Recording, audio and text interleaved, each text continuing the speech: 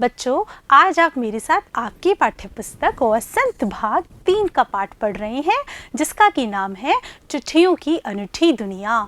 बच्चों, यह आपकी पाठ्य पुस्तक का 5वां पाठ है। इस पाठ के लेखक हैं हमारे अरविंद कुमार सिंह जी। हाँ बच्चों, अरविंद कुमार सिंह जी ने यह पाठ आपको चिट्ठियों के बारे में बताने के लिए लिखा है। बच्चों, एक समय था जब हमारे यहाँ आज की तरह आधुनिकतम संचार के साधन नहीं हुआ करते थे। उस समय सूचनाएं देने के लिए और सूचनाएं प्राप्त करने के लिए हमारे पास सिर्फ यही एक साधन हुआ करता था, जिसके द्वारा हम अपने शुभचिंतकों के संदेशे प्राप्त किया करते थे। हाँ बच्चों, ऐसी हमारी चिट्ठियाँ थीं जिनसे कि हम सूचनाएं प्राप्त किया करते थे। आपकी जानकारी के लिए आपको बताती हूँ कि पूरे विश्व भर में लगभग 6.5 लाख डाकघर है। उन 6.5 लाख डाकघरों में से 1.5 लाख डाकघर तो हमारे भारत में ही है। इससे आप हमारे देश में चिट्ठियों के महत्व के बारे में जान सकते हैं। बच्चों, डाकघरों के बारे में तो आप जानते ही हैं। डाकघर वह स्थान होता है जहाँ से कि हमारी चिट्ठियों का आदान प्रदान होता है। बच्चों, ये जो चिट्ठियाँ हुआ करती थी, उनको लाने वाला जो डाकिया था, उनके साथ भी हम लोगों का बहुत भावात्मक लगाव हुआ करता था। वह हमें जब जहाँ कहीं भी आता हुआ नज़र आता था, हम उसके पीछे पीछे भागा करते थे। वह एक समय था जब हमारे पास संचार के आधुनिक साधन नहीं हुआ करते थे।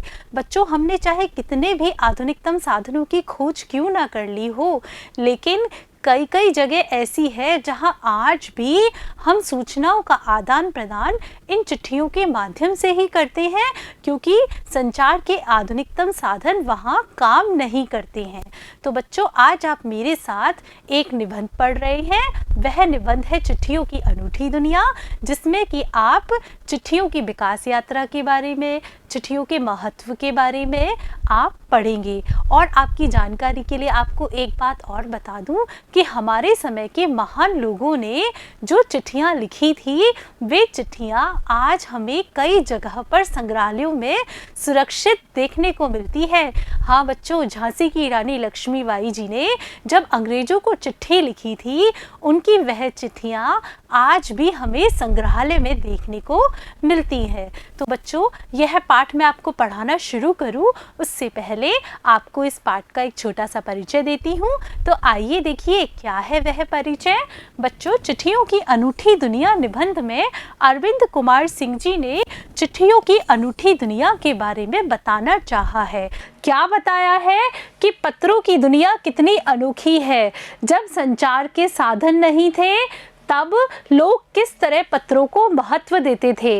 इस निबंध में हमारे लेखक ने हमें यह बताया है, जब लोगों के पास अपने संदेश पहुंचाने के लिए आज की तरह साधन नहीं थे, तब यह चिट्ठियां हमारी किस तरह से प्रयोग में आती हैं, किस तरह से लोग इनका इंतज़ार किया करते थे और इन चिट्ठियों के द्वारा जो संदेश उन्हें मिला करता था, उसे पढ़कर वह कितना खुश हुआ करते थे। भले ही आज संचार के साधनों में दिन प्रतिदिन वृद्धि हो रही है, तब भी चिट्ठियों का महत्व कम नहीं हुआ है। बच्चों, आपको इस निबंध में हमारे अरविंद कुमार सिंह जी यह भी बताएंगे कि आज हमारे पास संचार के बहुत सारे आधुनिकतम साधन आ गए हैं। कौन कौन से? मोबाइल, इंटरनेट, मेल और भी बहुत सारे तीव्रतम साधन आ गए हैं। उसके बाद भी हमारी जो चिट्ठियां हैं, उनका महत्व उतना का उतना ही है, बिल्कुल भी नहीं घटा है। तो बच्चों, आज हम चलने वाले हैं चिट्ठियों की अनूठी दुनिया में, पढ़ने वाले हैं चिट्ठियों की विकास यात्रा के बारे में। पत्रों की दुनिया भी अजीबोगरीब है, उसकी उपयोगिता हमेशा से बनी रही है। पत्र जो काम कर सकते हैं, वह संचार का आधुनिकतम साधन नहीं कर सकता। पत्र जैसा संतोष फ़ोन या एसएमएस का संदेश कहाँ दे सकता है। बच्चों, देखिए कितनी अच्छी बात इस गद्यांश में हमारे लेखक ने हमें बताई है। हमारा लेखक हमें यह बताना चाह रहा है कि पत्रों की दुनिया भी बहुत अजीबोगरीब है। अजीबोगरीब यानी बहुत ही अनोखी है। जो संदेश प्राप्त करके हमें खुशी पत्रों से होती है, यानी पत्रों से जो हमें संदेश मिलता है, उसे पढ़कर हमें जितनी खुशी होती है, क्या वह खुशी फ़ोन के द्वारा प्राप्त SMS वाले संदेश से हो सकती है? नहीं हो सकती बच्चों। जब हमारे पास किसी का पत्र आता है तो वह पत्र हम बार बार पढ़ते हैं और उस पत्र को बहुत संभाल कर रखते हैं, और इतना संभाल कर रखते हैं कि कई तो बहुत पुराने लिखे हुए पत्र हमारे आगे आने वाली पीढ़ियों को मिलते हैं और वह उन्हें विरासत के रूप में संजो के रखते हैं। बच्चों, क्या SMS के साथ ऐसा हो सकता है? SMS क्या होती है? SMS की फुल फॉर्म होती है शॉर्ट मैसेज सर्विस, यानी छोटी संदेश सुविधा। क्या छोटी संदेश सुविधा भी हमारे पत्रों की तरह इतनी अच्छी हो सकती है? नहीं हो सकती बच्चों, क्योंकि शॉर्ट मैसेज सर्विस से हमें जो संदेश प्राप्त हो रहा है वह हम लंबे समय तक नहीं रख सकते बच्चों। इसीलिए कहा गया है कि पत्रों की दुनिया बहुत अजीबोगरीब है, बहुत ही अनोखी है। पत्र एक नया सिलसिला शुरू करते हैं और राजनीति तथा साहित्य कला के क्षेत्रों में तमाम विवाद और नई घटनाओं की जड़ भी पत्र होते हैं। देखिए कितनी अच्छी बात कही है। सिलसिला यानी आरंभ होने का रास्ता। बच्चों, हमारे समाज में कोई भी नई घटना शुरू होती है उसकी जड़ भी यह हमारे पत्र ही हैं। बच्चों, जब हमारे यहाँ स्वतंत्रता संग्राम चल रहा था तब इन पत्रों के द्वारा जो संदेश मिला करते थे, जो विचार व्यक्त हुआ करते थे, उन संदेशों के आधार पर ही हमारे समाज में बहुत सारी घटनाएं हुआ करती थी। तमाम विवाद और नई घटनाओं की जड़ भी पत्र ही होते हैं। दुनिया का तमाम साहित्य पत्रों पर केंद्रित है। मानव सभ्यता के विकास में इन पत्रों ने अनूठी भूमिका निभाई है। अनूठी यानी अनोखी। बच्चों, हमारे देश में जो साहित्य हमें देखने को मिलता है या दुनिया में हमें जो साहित्य देखने को मिलता है वह भी हमारे पत्र व्यवहार की ही देन है। कैसे देन है बच्चों? जब अंग्रेज हमारे यहाँ रहते थे तब वे अपने घर वाले जो कि 7 समुंदर पार इंग्लैंड में रहा करते थे उनको पत्रों के माध्यम से संदेश भेजा करते थे। उन संदेशों को उनके घर वालों ने बहुत संभाल के रखा।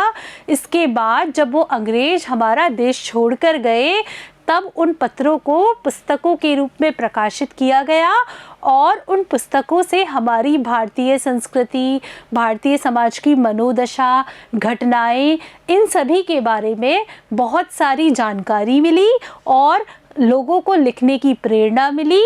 साहित्य लिखा गया। पत्रों का भाव सब जगह एक सा है, भले ही उसका नाम अलग अलग हो। बच्चों, जो हम पत्र लिखते हैं उस पत्र को लिखने का भाव सभी जगह एक जैसा होता है। कैसे होता है कि बच्चों, जब हम पत्र लिखते हैं तो पत्र में हम हमारी कुशलता का समाचार देते हैं और दूसरे से उसकी कुशलता का समाचार लेते हैं। पत्र लिखने का उद्देश्य तो हमारा यही होता है ना कि हम सामने वाले को कुशलक्षेम पूछें, सामने वाले को कोई विशेष बात बतानी हो तो वह बताएं, उसके समाचार पूछें। तो बच्चों, पत्र लिखने का उद्देश्य तो सबका एक जैसा ही होता है, लेकिन सबकी शैलियाँ अलग अलग होती हैं। सब लोग अलग अलग तरीके से पत्र लिखते हैं। पत्र को उर्दू में खत, संस्कृत में पत्र, कन्नड़ में कागज, तेलुगु में उत्तरम, जाबू लेख तथा तमिल में कड़ित कहा जाता है। बच्चों, पत्र पूरे भारतवर्ष में लिखे जाते थे और हर जगह इनको अलग अलग नामों से पुकारा जाता था। कैसे पुकारा जाता था? उर्दू भाषा में हम पत्र को खत कहते हैं, संस्कृत में हम जो हमारी चिट्ठी है, पत्र है, उसको हम पत्र कहते हैं, कन्नड़ में कागज, तेलुगु में उत्तरम, जाबू और लेख, तमिल में हम काड़ित कहते हैं। बच्चों, नाम यह सब पत्रों के ही है, बस अलग अलग भाषा में क्षेत्रीयता के आधार पर अलग अलग शब्दों से इनको पुकारा जाता है। पत्र यादों को सहेज कर रखते हैं, इसमें किसी को कोई संदेह नहीं है। सहेज कर यानी संभाल कर। कैसे सहेज कर रखते हैं कि जब हम पत्र लिखते हैं तो पत्र लिखने वाला अपने मन के जितने भी भाव होते हैं वह सारे पत्र में उतार देता है, और जो पत्र पाने वाला व्यक्ति होता है वह सामने वाले के भावों को समझकर उन पत्रों को बहुत सालों तक संभाल कर रखता है। हर एक की अपनी पत्र लेखन कला है, हर एक के पत्रों का अपना दायरा, दायरा यानी सीमा। बच्चों, हर व्यक्ति के पत्र लेखन की अलग अलग कला होती है। हर व्यक्ति अलग अलग तरीके से पत्र लिखता है। पत्र में हमारे मन के भाव होते हैं, उन भावों को हम अपनी इच्छा के अनुसार पत्र में लिखते हैं। और हर पत्र की एक सीमा होती है। कैसे होती है कि हम एक सीमा में रहकर ही पत्र लिख पाते हैं। हम यह देखते हैं कि सामने वाले व्यक्ति से हमारा संबंध कैसा है, और उस संबंध के आधार पर ही हम हमारे दायरे में रहकर पत्र लिखते हैं। दुनिया भर में रोज करोड़ों पत्र एक दूसरे को तलाशते तमाम ठिकानों तक पहुंच जाते हैं। ठिकानों यानी पते तक, यानी हमारे यहाँ बहुत सारे पत्र लिखे जाते हैं रोजाना, और रोजाना वह पत्र अपने ठिकाने यानी गंतव्य स्थल जहाँ भी उन्हें जाना होता है वहाँ पहुँचते हैं। भारत में ही रोज 4.5 करोड़ चिट्ठियाँ डाक में डाली जाती हैं। कितनी? 4.5 करोड़ चिट्ठियाँ। बच्चों देखिए कितनी बड़ी संख्या में चिट्ठियाँ हम डाक में डाल रहे हैं, जो कि यह साबित करती है कि पत्र कितनी अहमियत रखते हैं। यानी यह जो वाक्य है, यह जो शब्द है 4.5 करोड़ चिट्ठियाँ हम प्रतिदिन डाल रहे हैं डाक में, यह बताने के लिए काफ़ी है कि आज भी हमारे पत्रों का कितना महत्व है। पंडित जवाहरलाल नेहरू ने सन 1953 में सही कहा था कि हजारों साल तक संचार का साधन केवल हरकारें या फिर तेज घोड़े रहे हैं। बच्चों, पंडित जवाहरलाल नेहरू कौन थे? पंडित जवाहरलाल नेहरू हमारे देश के प्रधानमंत्री थे। उन्होंने सन 1953 में एक बात कही है। क्या कही है? कि हजारों साल तक हमारे यहाँ संचार का साधन यानी संदेशे पहुँचाने के साधन केवल हरकारे जिसको कि अंग्रेजी में रनर्स कहती हैं, ये वो व्यक्ति होते हैं जो कि बहुत तेज़ी से चलते हैं या तेज़ी से दौड़ते हैं और एक गांव से दूसरे गांव या एक जगह से दूसरी जगह संदेश पहुंचाना इनका काम होता है। बच्चों, यह प्राचीन समय में रहा करते थे। या तो हम संदेश इन हरकारे या रनर्स के द्वारा भिजवाया करते थे या फिर तेज घोड़ों के द्वारा। उसके बाद पहिए आए, पर रेलवे और तार से भी भारी बदलाव आया। बच्चों, इसके बाद जब हमारे यहाँ रेल सुविधा और तार सुविधा शुरू हुई तब हमारे यहाँ बहुत अधिक बदलाव आया। क्या बदलाव आया? कि तेज़ी से संदेशे पहुँचने के कारण हमारे हरकारे बेकार हो गए। हमने हरकारों से संदेश पहुँचवाना कम कर दिया। बच्चों, तारों ने रेलों से भी तेज गति से संवाद पहुंचाने का सिलसिला शुरू किया। अब टेलीफोन, वायरलेस और आगे रेडार की दुनिया बदल रही है। बच्चों, यह जो तार सुविधा थी यह बहुत ही जल्दी संदेशा पहुंचाया करती थी। बाद में तो यह इतनी प्रचलित थी कि कहीं भी कोई संदेश अगर बहुत जल्दी पहुंचाना होता था तो हम इस तार सुविधा का प्रयोग करते थे। बच्चों, 14 जुलाई 2013 से यह तार सुविधा हमारे भारत में बंद कर दी गई है। पिछली शताब्दी में पत्र लेखन ने एक कला का रूप ले लिया।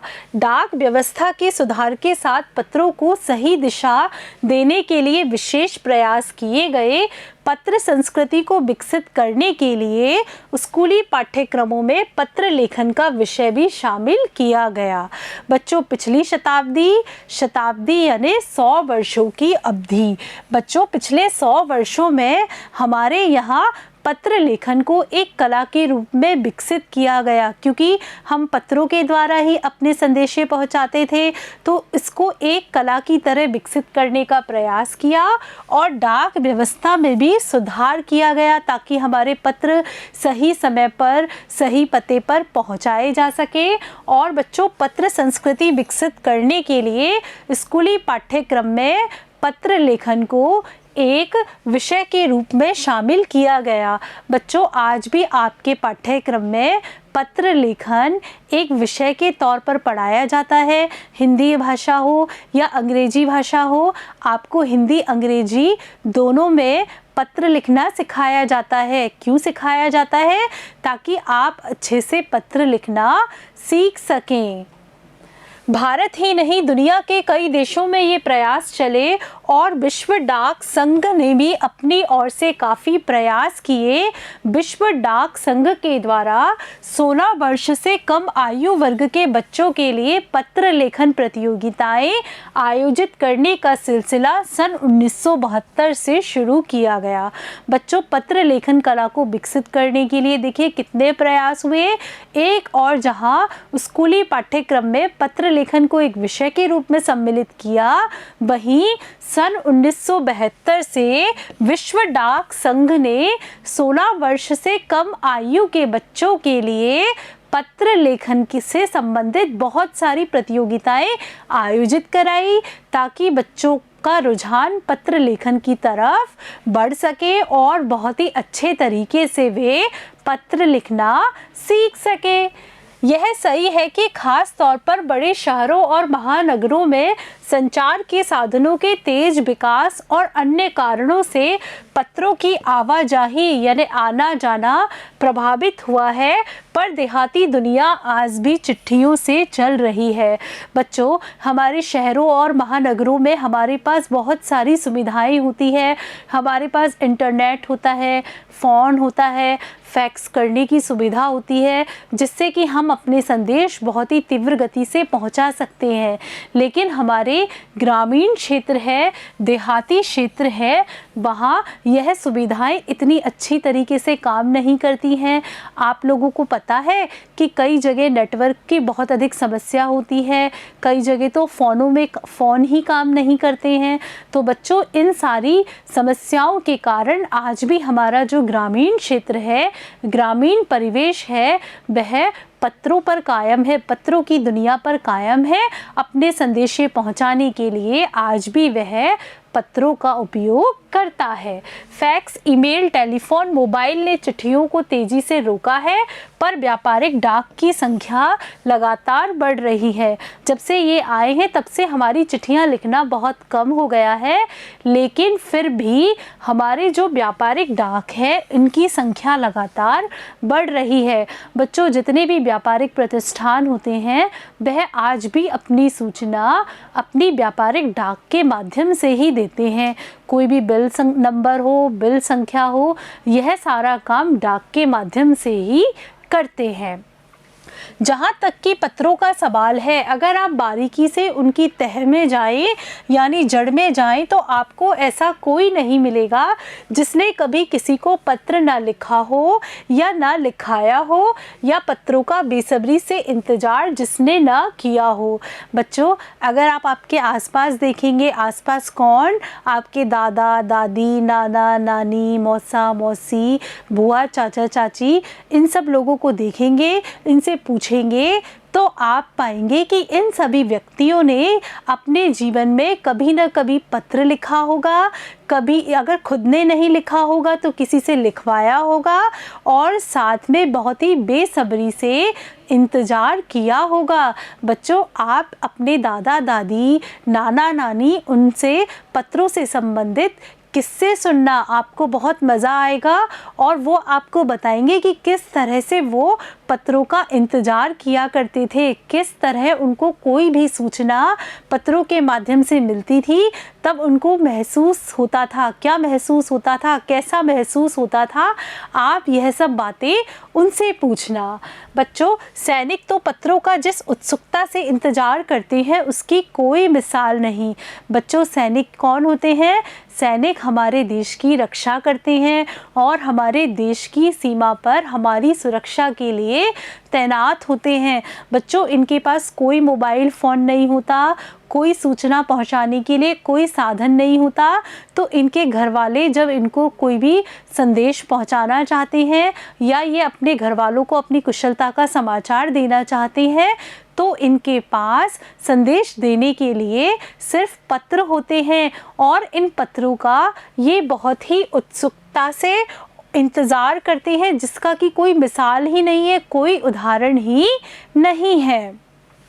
एक दौर था जब लोग पत्रों का महीनों इंतज़ार करते थे, पर अब वह बात नहीं। बच्चों, लेखक हमें यह बता रहा है कि एक समय तो ऐसा था कि लोग महीनों तक पत्रों का इंतज़ार किया करते थे।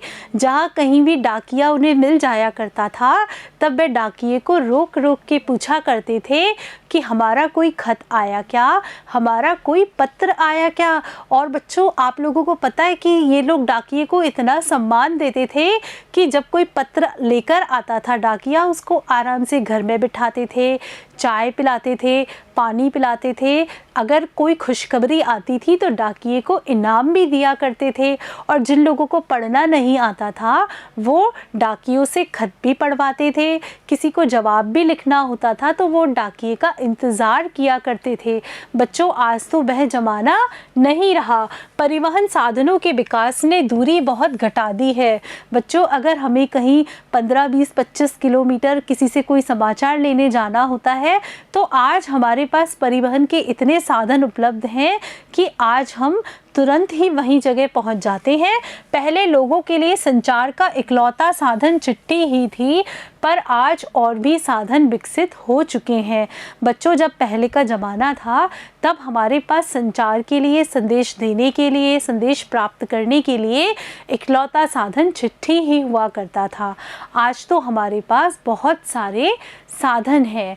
बच्चों, आज आपने मेरे साथ चिट्ठियों की अनूठी दुनिया का भाग प्रथम पढ़ा, जिसमें आपने यह जाना कि पहले के ज़माने में किस तरह चिट्ठियाँ हमारे संचार का इकलौता माध्यम हुआ करती थी और लोग कितनी बेसब्री से उनका इंतज़ार किया करते थे और चिट्ठियों को अलग अलग भाषा में अलग अलग नामों से पुकारा जाता था।